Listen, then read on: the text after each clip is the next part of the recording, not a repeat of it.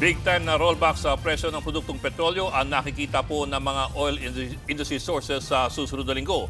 Kasunod po yan ang initial peace deal na pinirmahan ng Amerika at ng Iran. Sa gitna ng tensyon sa Middle East, naghayag naman ang bansang Russia na bukas sila sa pagpapalawak ng kooperasyon sa Pilipinas pagdating sa petrolyo. Narito ang frontline report. Matapos lagdaan ng Amerika at Iran kahapon ang kanilang initial peace deal, tila ramdam agad ang epekto nito sa presyo ng langis.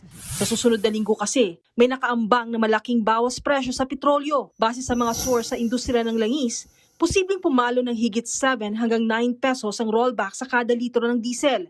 Sa gasolina naman, posibleng 3 hanggang 5 piso ang bawas kada litro. Pero pwede pa yang magbago, depende sa takbo ng huling trading day ngayong linggo. Patuloy namang nakabantay ang ating Department of Energy sa sitwasyon sa Middle East. Naunang sinabi ni US President Donald Trump na Memorandum of Understanding pa lamang ang pinirmahan ng Amerika at Iran, habang ngayong weekend pa lang nakatakda ang final signing. Babala ni Trump, maaaring ipagpatuloy ang pag-atake sa Iran kung hindi raw niya magugustuhan ang direksyon ng kasunduan. Tuloy pa rin ho ang ating pagbantay kung lalala ito.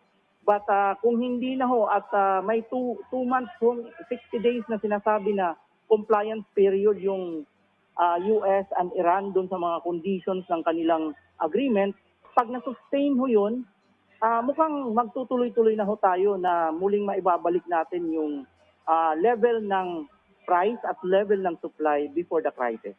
Patuloy naman ang paghahanap ng ating gobyerno ng iba pang pagkukunan ng supply ng langis. Ang bansang Russia, bukas raw sa ideyang palawakin pa ang kooperasyon nito sa Pilipinas sa usaping petrolyo. Sinabi yan ni Pangulong Bongbong Marcos sa huling araw ng 2-day working visit niya sa Kazan, Russia, para sa ASEAN-Russia Commemorative Summit.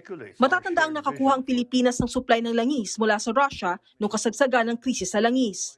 I can say that President Putin, the Russian Federation's the government, was very open to any kind of suggestion that we do increase that engagement, and that we look further into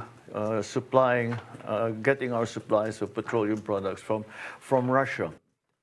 Nagbabalita mula sa Frontline, Maluy Chivaria, News 5. Mga kapatid, Ed Lingaw po, maging maalam at may pakialam sa mga napapanahong balita sa ating bansa.